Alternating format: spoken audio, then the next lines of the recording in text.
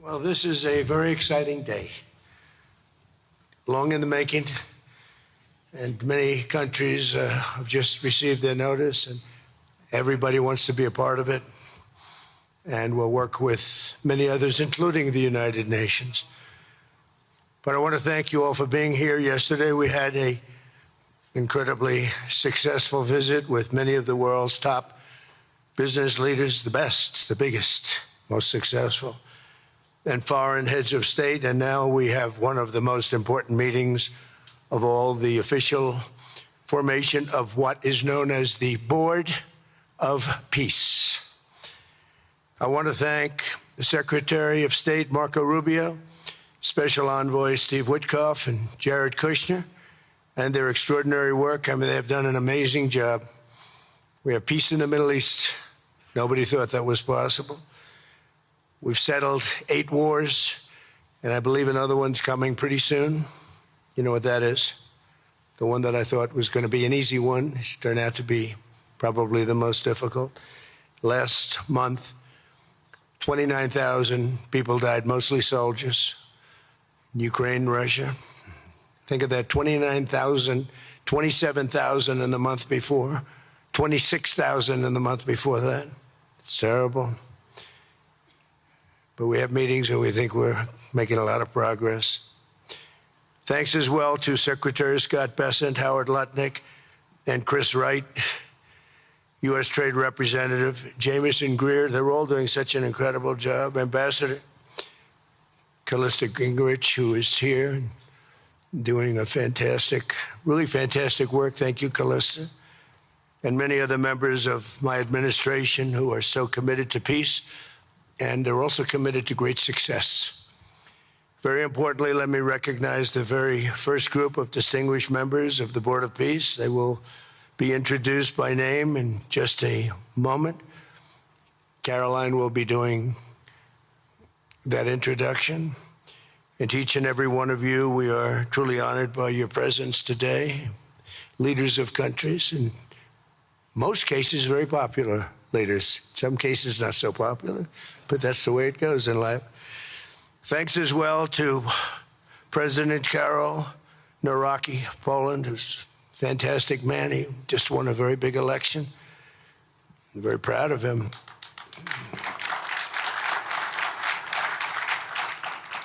Amazing. Along with former Prime Minister of the United Kingdom, Tony Blair. Thank you, Tony, for being here. We appreciate it.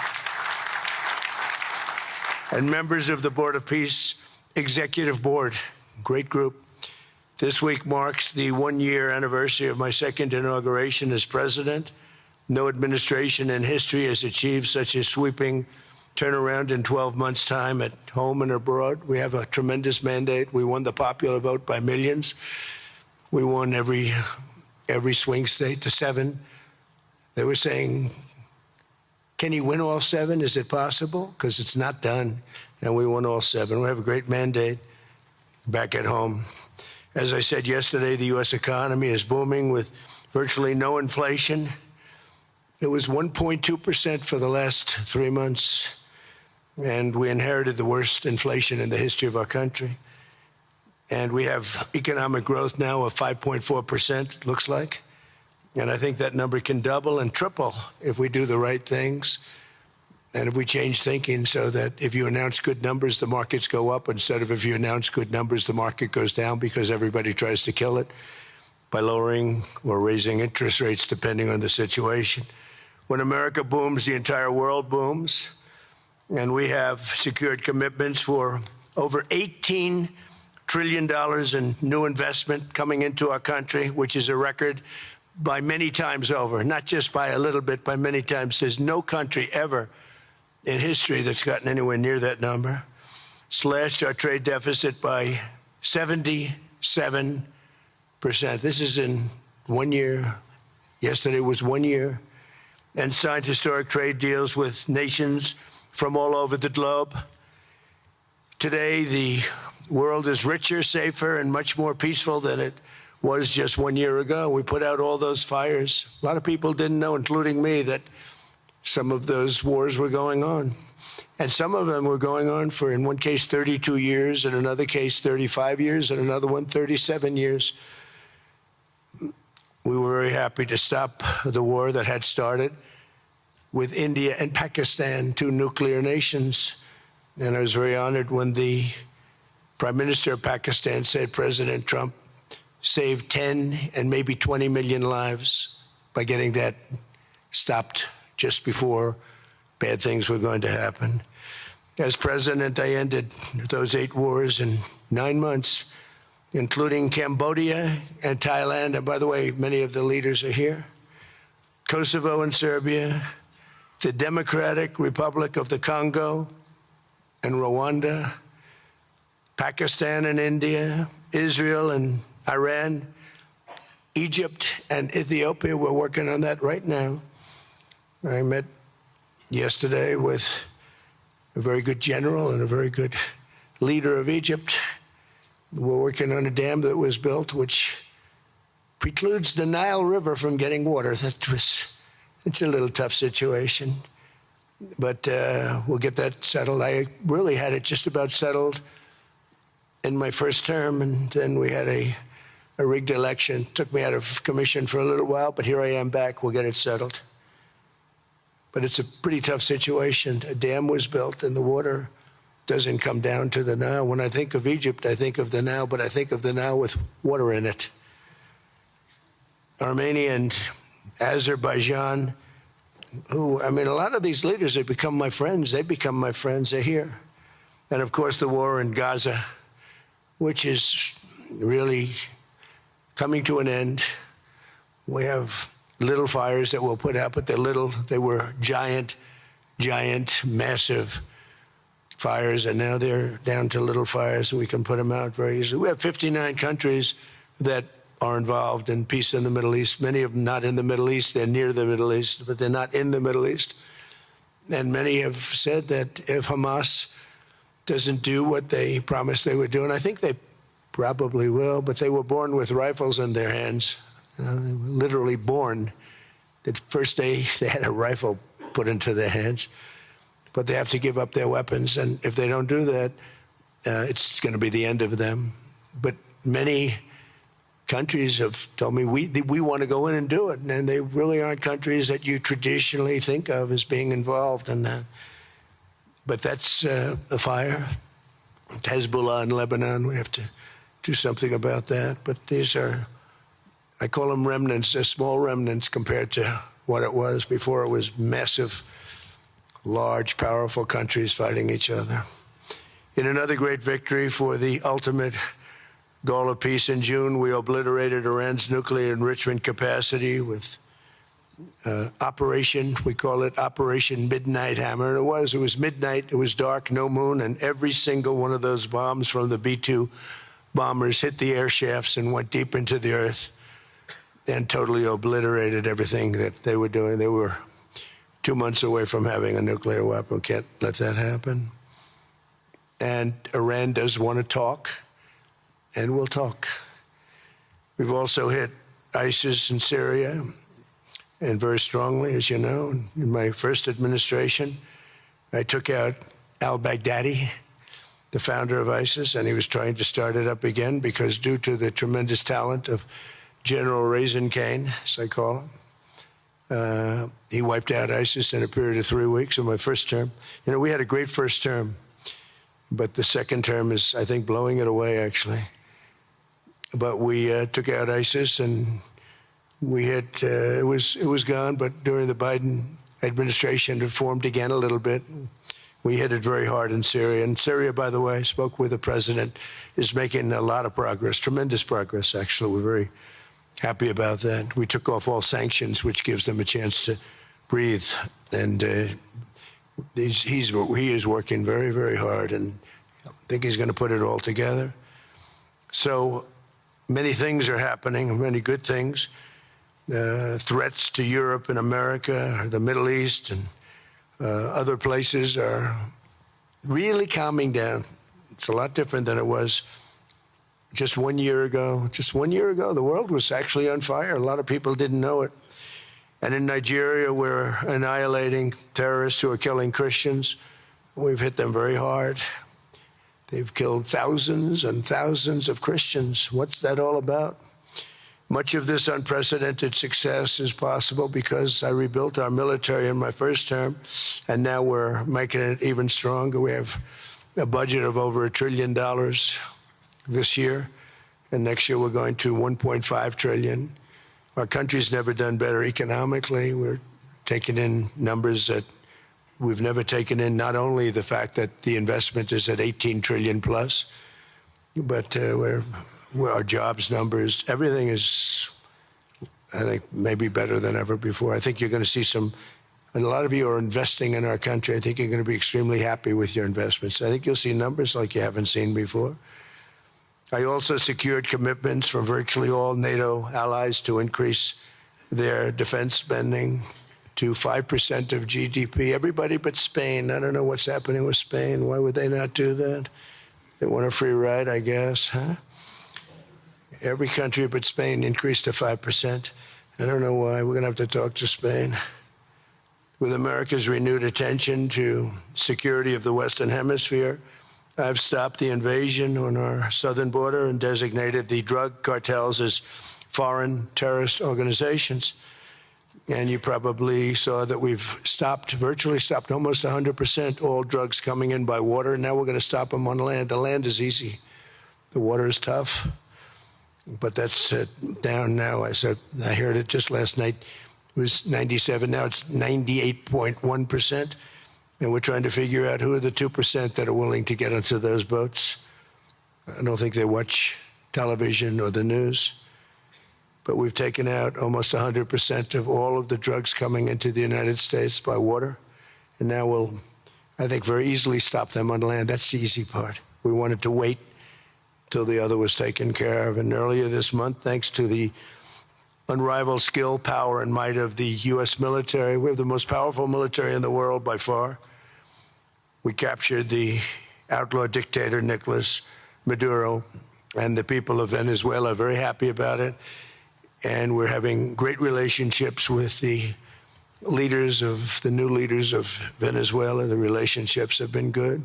We're opening up the country to our giant oil companies, and it's going very well. We've already taken out, think of this, 50 million barrels of oil, and a lot of that's going to go back to Venezuela. They'll do more income with us in a short period of time than they did in years, because as much oil as they have, and they have a lot, just about the most. After us, there's a couple of countries that are in that category, but we have the most, actually, and they're second. Between Venezuela and us, we have 62% of the world's oil, but they have very little production, so they'll have a lot of production. All the oil companies, we had meetings, you probably saw, all the oil companies want to go in. They want to go in immediately. They're already touring the sites. But our military was amazing. That strike was amazing. We had a second wave coming. We didn't need it. They said, no second wave. We don't want a second wave. The first wave was enough. And of course, we're working to end the horrible killing in Ukraine, a war that should never have happened and would have never happened if I were president. That was not going to happen. I used to speak to Vladimir Putin about Ukraine, and it was the apple of his eye, but he would never have ever done it. Said, you can't do that, Vladimir. As part of this historic record of major peace initiatives, today we're announcing more details regarding the Board of Peace, so important. This board has the chance to be one of the most consequential bodies ever created, and it's my enormous honor to serve as its chairman. I was very honored when they asked me to do it. We had an idea to do it, and then they came, they said, you be the chairman. And but I take it very seriously. We have a great group of people and incredible young people that are leading it from within. It's running beautifully, started already. And every country, just about every country, wants to be a part of it. And we just sent out the letters a couple of days ago, and these are just the countries that are here. They happen to be in Davos. So we said, would be honored if you wanted to join us up on the stage. And it's really great. They're friends of mine, I think. Let me see. Yeah, every one of them is a friend of mine. Let's see, a couple I like, a couple I don't like. No, I like, actually, this group, I like every single one of them. Can you believe it? Usually I have about 2 or 3 that I can't stand. Usually I have 2 or 3 that I don't like. I don't find them up here. I like every one of these people. No, they're great people. They're great leaders. And the Board of Peace is composed of leaders, the top leaders in the world, actually. Last October, we released a plan for the permanent end to the conflict in Gaza, and I'm pleased to say that our vision was unanimously adopted by the United Nations Security Council late last year. Under phase 1 of this plan, we have painstakingly maintained that Gaza, and we're going to have it very strongly, and it's what we have. Maintained the Gaza ceasefire, delivered record levels of humanitarian aid. We've given aid. You know, you used to hear all the people were starving and it was terrible. Now we have, you don't hear that anymore. We've delivered record levels of humanitarian aid. I want to thank the United States, but I want to thank some of the countries that are sitting right up here, because they've sent great aid, aid also in the form of money, where we go out and purchase food, and you don't hear those stories anymore with people starving. And secured the release of all 20, we secured the release of all 20 living hostages. Now, I want to thank Steve Witkoff and Jared and everybody for working so hard. They worked so hard, but there were 20 remaining living hostages. Now, we got hundreds out, but the last 20, I said, boy, that's going to be a tough one. And I said that a year before, and it was a tough one, but we got them. Got all 20, every one of them. And we had also about 28 that were dead, but the parents wanted them just as though they were living, just as much. Some cases, it almost seemed more. It was amazing, actually, the love. But their boy had been killed in just about all cases, young men. Their boy had been killed, and they wanted the body of their boy, and it looked like it couldn't be done. And with the exception of one, and we're close on the track of that, we've got them all, every single one of them, which is amazing. It's a rough job. That was a rough job. And I've been very clear that Hamas must return that last remaining deceased hostage as well, and that will be the full commitment. And then we get on to other things, and we're committed to ensuring Gaza is demilitarized, properly governed, and beautifully rebuilt. It's going to be a great plan, and that's where the Board of Peace really started. And I think we can spread out to other things as we succeed with Gaza. We're going to be very successful in Gaza. It's going to be a great thing to watch, and we can do other things. We can do numerous other things. Once this board is completely formed, we can do pretty much whatever we want to do, and we'll do it in conjunction with the United Nations. You know, I've always said the United Nations has got tremendous potential, has not used it, but there's tremendous potential in the United Nations, and you have some great people at the United Nations, but so far it hasn't. You know, on the 8 wars that I ended, I never spoke to the United Nations about any of them. And you would think that I should have. You would think they could have done those 8 wars, but they couldn't have, and they tried, I guess, in some of them, but they didn't try hard enough. But there's tremendous potential with the United Nations, and I think the combination of the Board of Peace with the kind of people we have here, coupled with the United Nations, can be, you know, something very, very unique for the world. It's for the world. This isn't United States. This is for the world. As everyone can see today, the first steps toward a brighter day for the Middle East and a much safer future for the world are unfolding right before your very eyes. Together, we are in a position to have an incredible chance. I don't even call it a chance. I think it's going to happen. To end decades of suffering, stop generations of hatred and bloodshed, and forge a beautiful, everlasting, and glorious peace for that region and for the whole region of the world, because I'm calling the world a region. The world is a region. We're going to have peace in the world. And boy, would that be a great legacy for all of us. Everybody in this room is a star, or you wouldn't be here. There's a reason that you're here, and you're all stars. You're the biggest people, the most important people in the world, most powerful people in the world.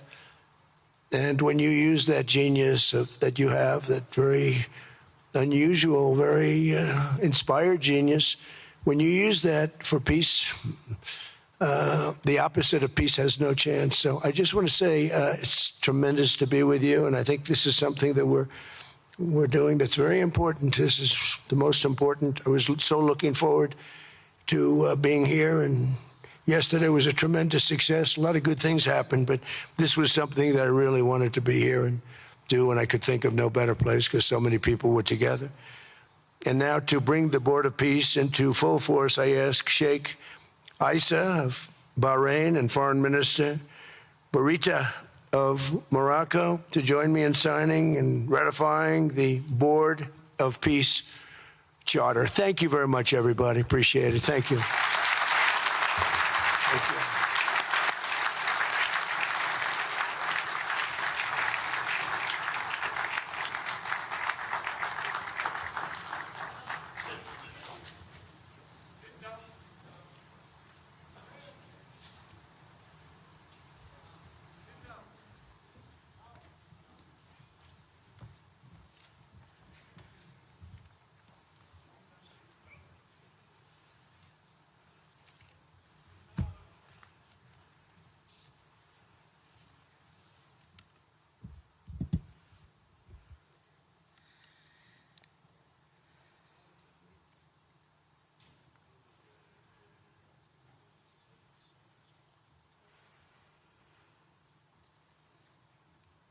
Okay.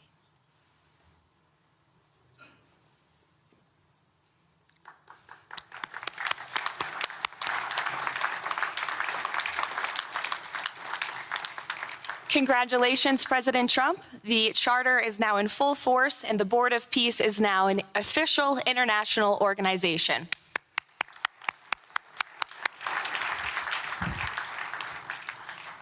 We will now continue the signing ceremonies, beginning with the President of Argentina and the Prime Minister of Armenia.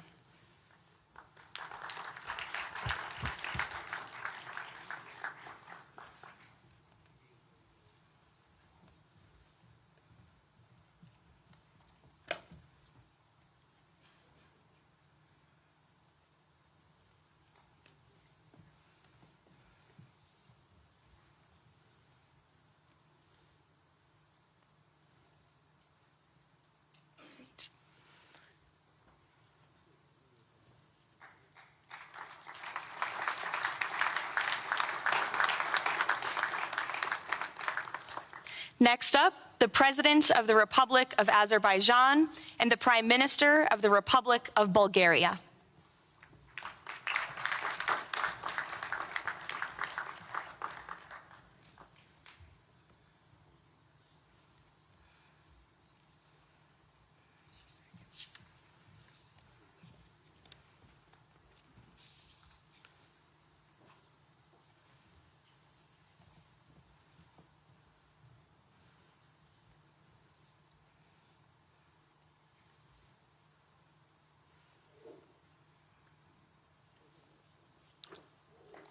Thank you.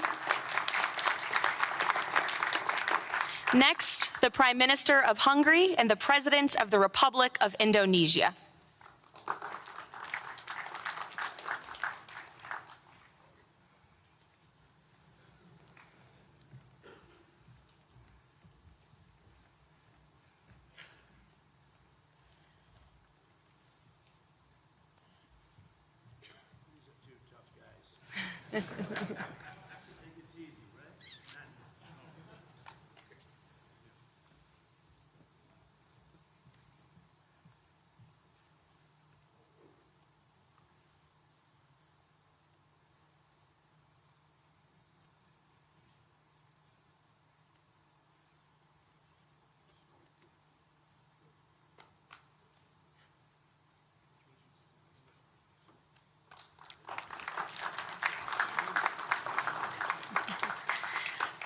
Next, the Deputy Prime Minister of the Kingdom of Jordan and the President of the Republic of Kazakhstan.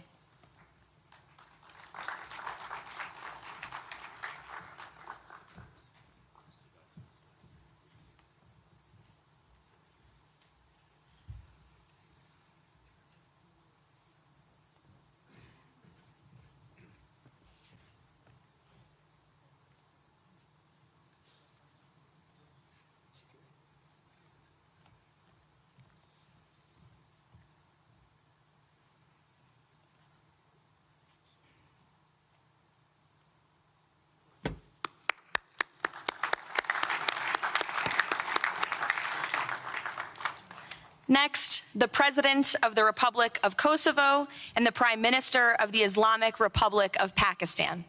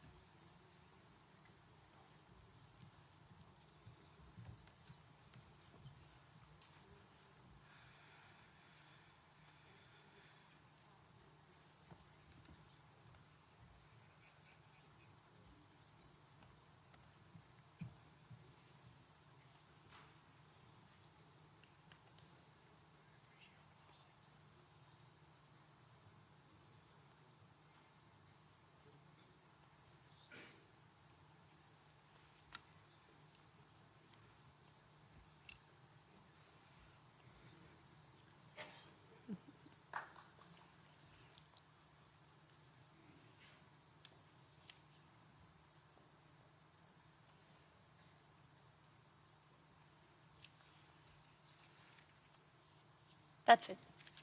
Yes. Thank you.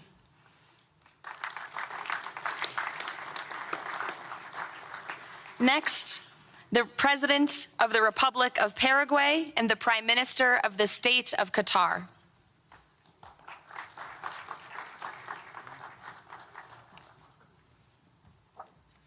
Hello, good, how are you?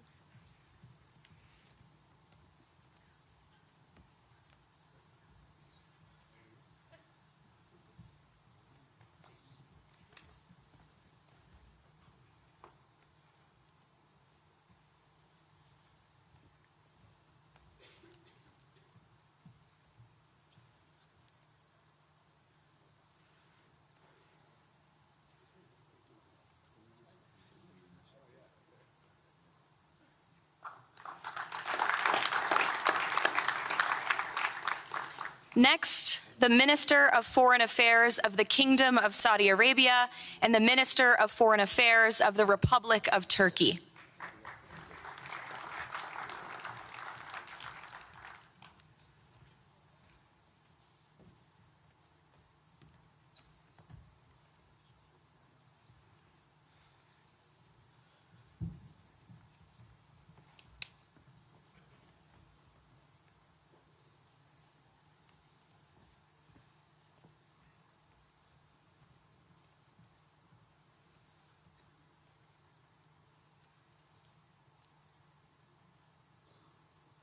Great.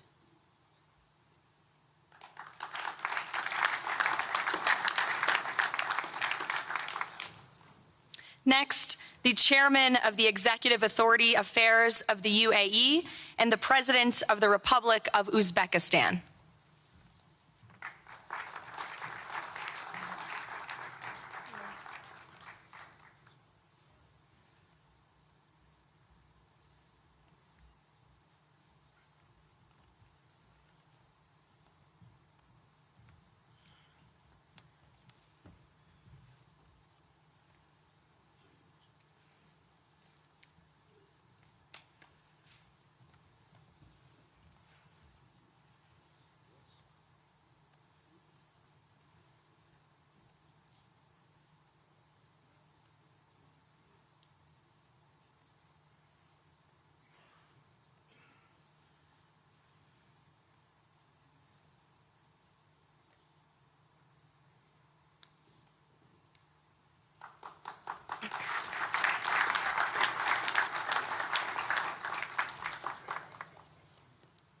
And last but not least, the Prime Minister of Mongolia.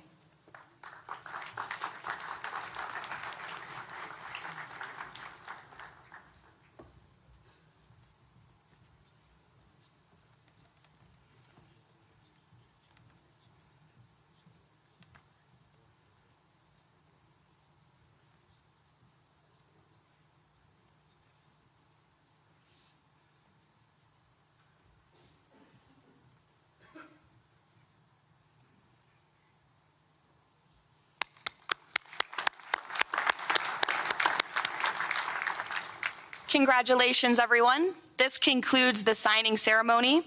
If President Trump and all of the Board of Peace members could please join the President around the table.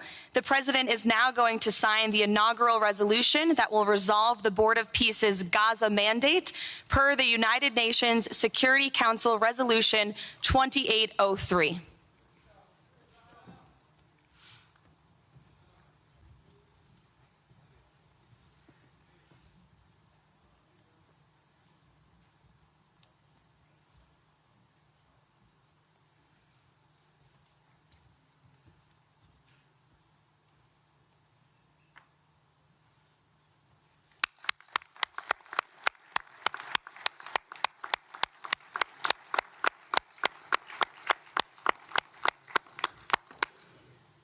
Congratulations. If President Trump and all Board of Peace members could please take their seats in the front.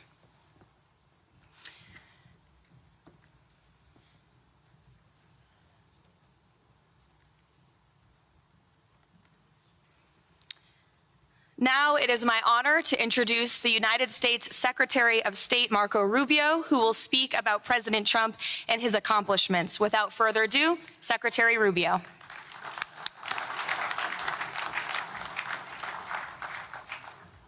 Thank you very much. It's an honor to be here today. It's an honor to serve as the Secretary of State during a historic presidency. And it's a historic presidency because the President of the United States, Donald J. Trump, is someone who is not limited by what others say is possible or what others say is impossible. He's not limited by some of the things that have happened in the past, and he's willing to talk to or engage with anyone in the interest of peace, always putting the American people and our national security first, but understanding that in the world that we share with so many others, peace is paramount to all of us. We are here today because of President Trump's vision. If we go back just a few months ago, people thought what was happening in Gaza was impossible to solve. 28 hostages that were dead, others that were still living, all these hostages that were being held. No one thought that that would ever come to a resolution without more fighting and more bloodshed along the way. In fact, frankly, many thought it was intractable. And sadly, many of the institutions that have served us well, in many cases, for the last 70 years, were unable to do anything about it. But President Trump had the vision and the courage to dream the impossible, to believe that it was doable, and to pursue it with all of his heart.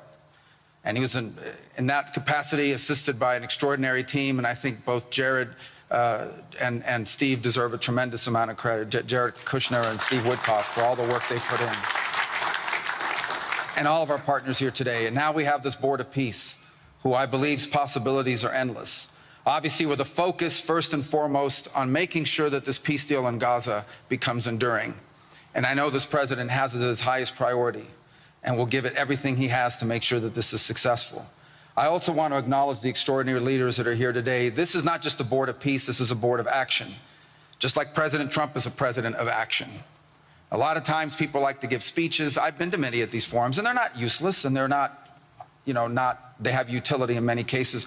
But oftentimes in international affairs, we often find ourselves at events where people are reading these scripted statements, these strongly worded letters that they put out, but no action, nothing happens.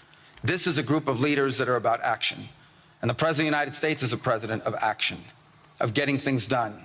And today is the beginning of that, of a new era and a new stage that we think is so important as a model to the rest of the world of what is possible. And clearly the focus is right now on Gaza and making sure that the plan that's about to be presented to you here today, this vision for the future of Gaza, this vision for the future of the region, is not just possible and promising. It is our destiny if we put the time and the effort that it requires, as I know this board will do. But I also think it will serve as an example of what's possible in other parts of the world. Without losing focus on what's before us now, this is what's possible for other places and other conflicts that seem impossible to solve right now.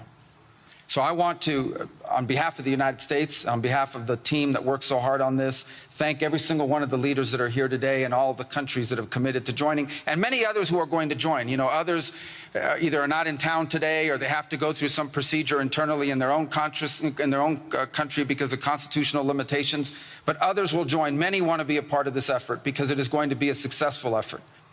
And you see it reflected here today among countries of different backgrounds from different parts of the world, majority Christian some, majority Muslim others, who've come together. In fact, former adversaries who have joined here as part of this Board of Peace. And all was possible, and I want to acknowledge this again, because of the vision and the drive of the President of the United States. So thank you all for joining us here today. We appreciate it very much.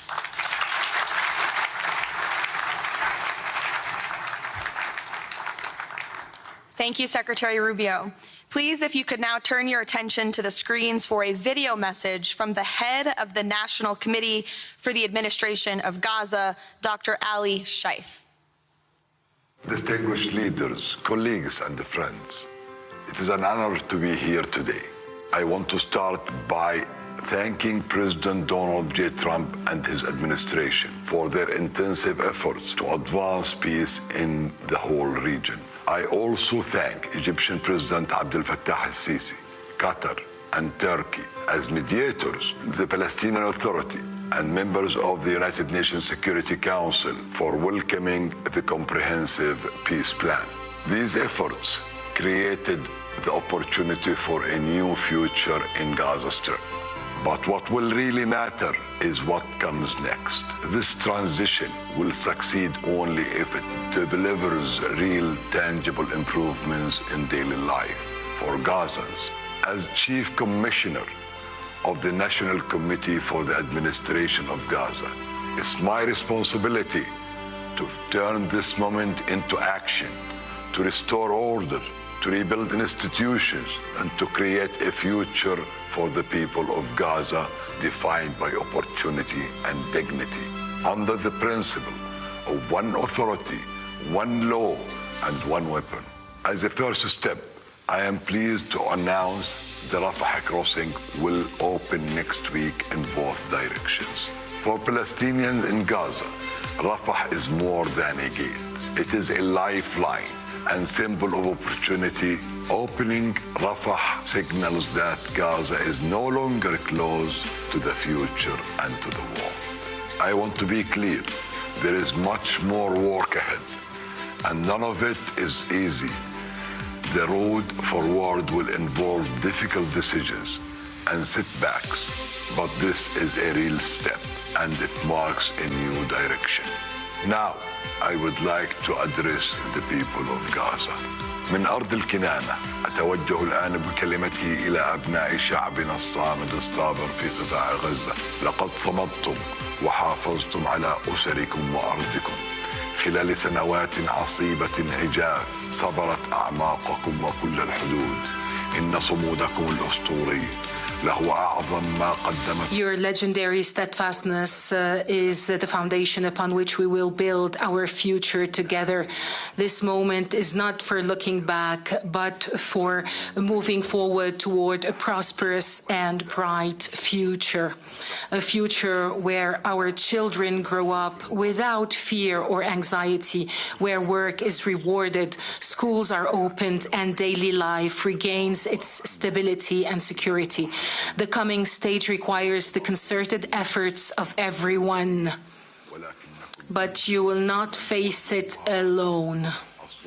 Your voices have weight, your actions have impact, and your commitment to peace and the rebuilding of your communities will define the futures of the new Gaza Strip. Step by step, with discipline and determination, we will build a capable Gaza, capable of self-reliance, and we will build it into a center for freedom, opportunity, and peace. اليوم أسأل الأسرة الدولية ليس فقط أن تدعم هذه أسأل By our actions, hold us to clear standards and stand with the people of Gaza as we take this responsibility for our future. Thank you, ladies and gentlemen.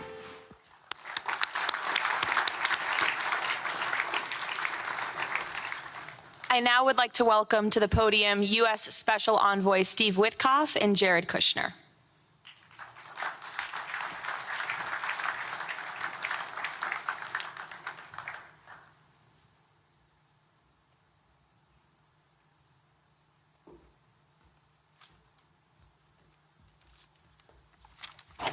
Thank you, everyone, and welcome here. This is really my honor to be up here speaking.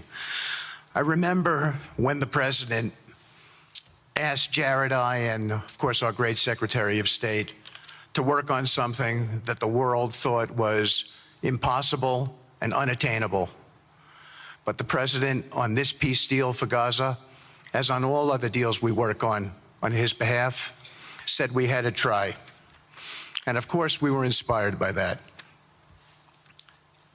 We have achieved a peace deal in Gaza. We have brought the hostages home, all of the bodies except for one, and we will bring that body home too.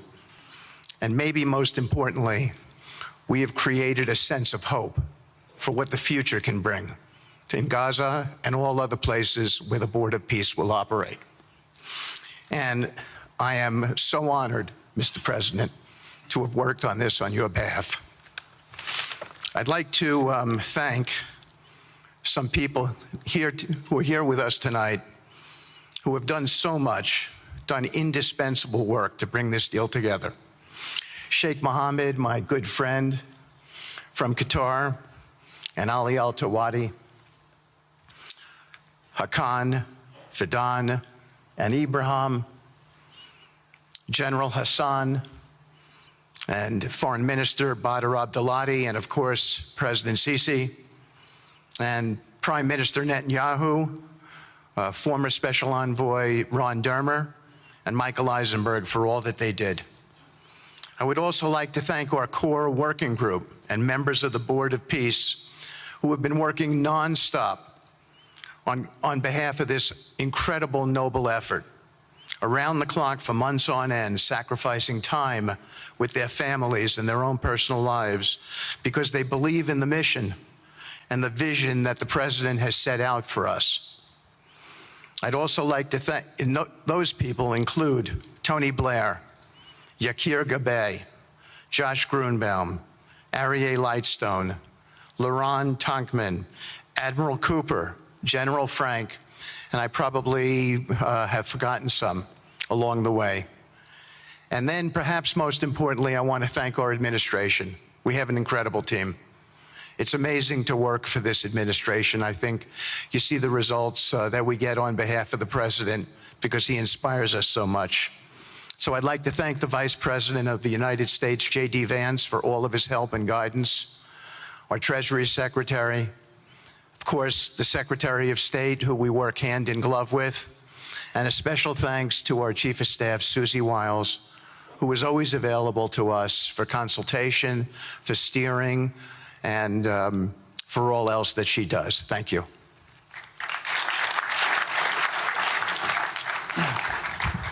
Thank you, Steve. And I have to say, one of the great honors for me of being able to work on this has been working with Steve, who really is as brilliant as he is. His heart is tremendous. He's a lot of fun to be with. And even in some of these, very difficult moments where we didn't think things were happening, working together really was an amazing treat.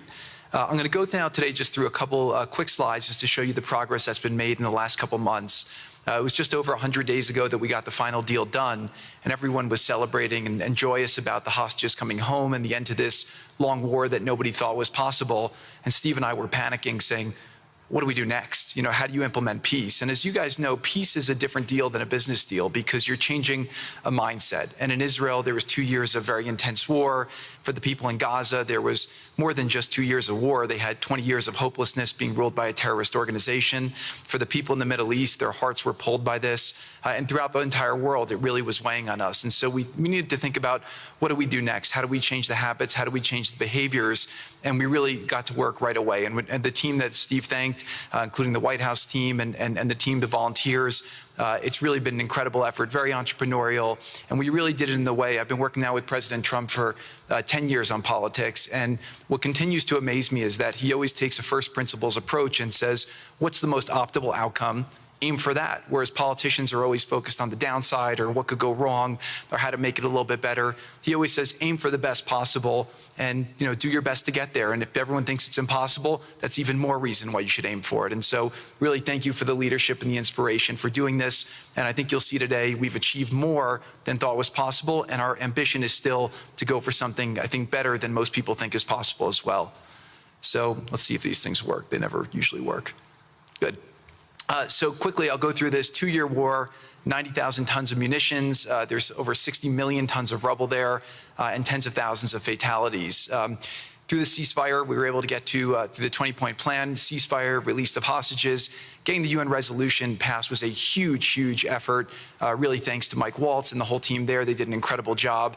And we've then, with the help of the UN, we've worked very, very well with them. This is why you need a new organization like the Board of Peace to work with the UN. I want to thank Tom Fletcher, did an incredible job of really getting it going. We've done historic humanitarian aid. Going forward, number one thing is going to be security. Obviously, we've been working very closely with the Israelis to figure out a way through de-escalation. And the next phase is working with Hamas on demilitarization, which I'll talk about in a second.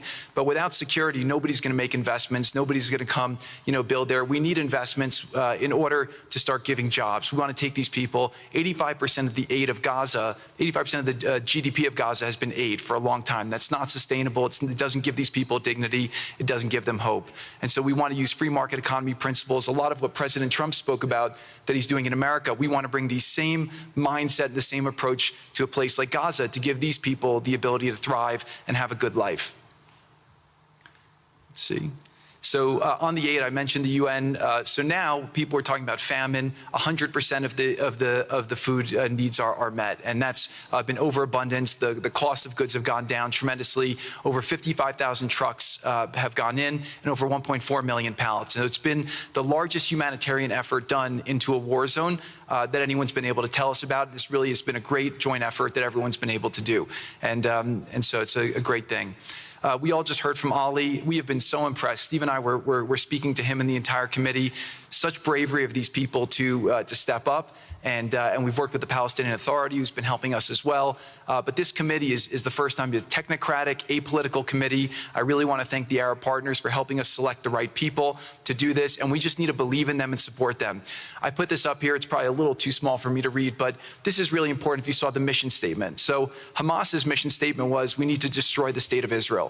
That has not worked well for the people, as we've seen. Their mission statement is, we are committed to establishing security, restoring the essential services that form the bedrock of human dignity, such electricity, water, healthcare, and education, as well as cultivating a society rooted in peace, democracy, and justice, operating with the highest standards of integrity, transparency. So these are the basic things. Their goal is to have peace and to help their people, which is an obvious mission statement for a government, but actually fairly novel for Gaza.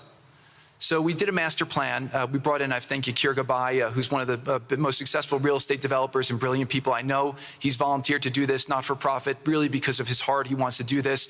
And we've developed ways to redevelop Gaza. Gaza, as President Trump's been saying, has amazing potential. And this is for the people of Gaza. We've developed it into zones. In the beginning, we were toying with the idea of saying, let's build a free zone, and then we have a Hamas zone. And then we said, you know what, let's just plan for catastrophic success. Hamas signed a deal to demilitarize. That is what we are going to enforce. People ask us what our plan B is. We do not have a plan B. We have a plan. We signed an agreement. We are all committed to making that agreement work. There's a master plan. We'll be doing it in phasing. In the Middle East, they build cities like this in 2-3 million people. They build this in 3 years. And so stuff like this is very doable if we make it happen. Rafah will start with. This will show a lot of workforce housing. We think this could be done in 2-3 years. We've already started removing the rubble and doing some of the demolition. And then New Gaza. It could be a hope. It could be a destination, have a lot of industry, and really be a place that the people there can thrive, have great employment. Once this starts going, we think there should be 100% full employment and opportunity for everybody there. And we have a lot of data on what can be, but we think that this really gives the Gazan people an opportunity to live their aspirations. But it all starts with security, and it all starts with governance. Final note I'll just say on the Board of Peace, which is that all the lessons we're doing is we're basically studying the best practices from all over the world, and we're watching who does education the best, who does healthcare delivery the best. All of these things it's not secret IP. All this is IP that the Board of Peace is going to make public, and we want to encourage all the countries to be able to follow these best practices. A lot of the things that President Trump is doing in America, if they're working, we should all be copying them. If we find what's working in other countries, we should be copying them too. And so what the Board of Peace will have the ability to do if we're successful with Gaza is really show how do you do peace implementation, which is something that when we got this deal done, we didn't really find too much expertise or know-how on how to do it. So as we're creating this system, hopefully it's something that we can just document these learnings and make them available to all else who want to use them in the future. So demilitarization, this is something we're starting now that we have a new government in Gaza. This government will be working with Hamas on the demilitarization to really take the principles that were agreed to in the document to the next phase, and hopefully that will be successful. Without that, we can't rebuild. So if Hamas does not demilitarize, that will be what holds back Gaza and the people of Gaza from achieving their aspiration, and that's very important. So the next 100 days, we're going to continue to just be heads down and focused on making sure this is implemented. We continue to be focused on humanitarian aid, humanitarian shelter, but then creating the conditions to move forward. So thank you. Final point I'll just make is this is really only possible because of the work of so many people and President Trump's great leadership. But a lot of you have been asking, how can we help? So the countries have all been incredibly generous. We'll be doing the first conference where we'll announce a lot of the contributions that will be made in a couple weeks in Washington. From the private sector, there'll be amazing investment opportunities. I know it's a little risky to be investing in a place like this, but we need you to come, take faith, invest in the people, try to be a part of it. And then finally, I'll just talk to people on the media and on the social media, which is, this deal only happened because we worked with Israel, we worked with Turkey, we worked with Qatar, we worked with Saudi, we worked with Egypt. I mean, everyone worked together. We worked with UAE. We all worked together to make this happen. I see a lot of people trying to escalate, criticizing Israel or Israelis criticizing Turkey or Qatar. Just calm down for 30 days. I think that the war's over. Let's do our best to try working together. Our goal here is peace between Israel and the Palestinian people. Everyone wants to live peacefully. Everyone wants to live with dignity. Let's put our efforts towards promoting those who are doing the work to build this up, like Ali and his committee. Let's focus on the positive stories, and let's just calm down, turn a new chapter, and if we believe that peace is possible, then peace really can be possible. So we're going to continue to work every day. We need all of your help to do it. And again, I just really want to thank President Trump for his leadership in doing this. This would not have been possible without your commitment to this. Everyone thought it was impossible to end this war. You never gave up. You never stopped. Every time there was a setback, you told us to try harder. You gave us different ideas.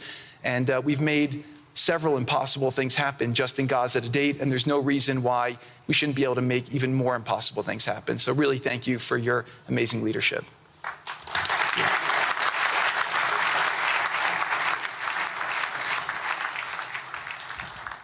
Thank you, Jared and Steve. Now I would like to introduce and welcome to the podium the High Representative for Gaza, Nikolay Mladenov.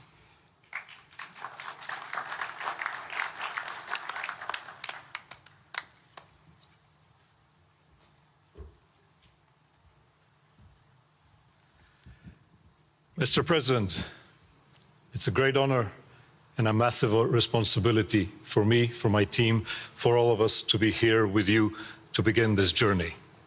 Who would have thought 2 years ago that we will be sitting here with this group of countries, with this leadership, giving the people of Gaza a new chance? Who would have thought that last Friday I would be sitting, Mr. President, in Cairo with an amazing group of Palestinian technocrats, people who you don't see on the news, people who are not media personalities, but who are experts, who are committed to giving their people a chance in life. And this is what this is all about. For too long, Gazans, Palestinians, and Israelis have lived with conflict, with death, with destruction. Now, the page turns. And whether the page turns successfully really depends on all of us. We have the ingredients for it. We have the leadership of the United States and President Trump. We have a great group of countries joining the Board of Peace and more to come. We have a fantastic Palestinian team on the ground, and we must make it work.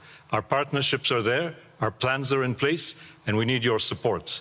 And finally, I look to all of you who are in this room and who are watching this meeting from their screens at home or in their offices. Please put away your talking points for a minute. Please put away your fears. Please put away your concerns. Please stop listening to the rumors and to the gossip. Focus on what we have to do today, because the future of 2 million Palestinians is at stake, and if we give them a chance, we will do more than that. We will create opportunities for 1 billion people who live in the Middle East and beyond, and who are responsible, also who want to see transformation and a chance in life for the future. So please join us on this journey, join the Board of Peace, and join us in supporting this excellent initiative. And thank you again, President Trump and the United States, for taking this decisive leadership forward.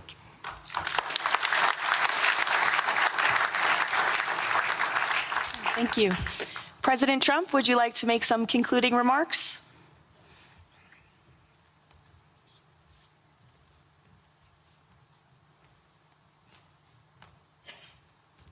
Great job.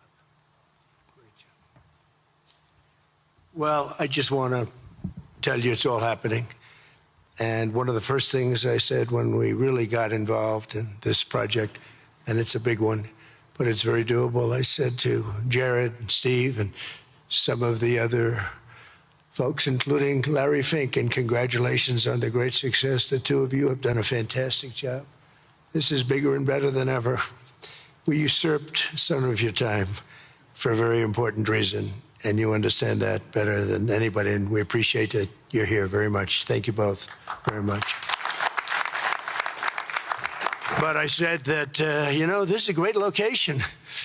It all begins, see, I'm a real estate person at heart, and it's all about location. And I said, look at this location on the sea. Look at this beautiful piece of property, what it could be for so many people. It'll be so great. People that are living so poorly are going to be living so well. But it all began with a location. That's the vision. They look out on the waters, and very few places are like it. So we put together a team that's outstanding, a team that's done it before, a team that I think has done tougher jobs. If you want to know the truth, we've done some tough jobs. And we continue to. As far as the United States is concerned, we're behind it. And the United States has never been stronger, never been bigger, better. It's doing really well. You see that, building thousands of businesses, plants, factories all over the United States are right now under construction. Nobody's ever seen anything like it. And this is just an honor to be involved with this, and to be involved with the great people in this room and the great leaders that are sitting on stage. We thank you very much. And we have many others that have signed up, and they all want to be members of the Board of Peace, because it really will be important. This is not going to be a waste of time. We waste so much time on things that never happen. This will happen, and it's already happening. Thank you very much, everybody. It's a great honor to be with you. Thank you. Thank you.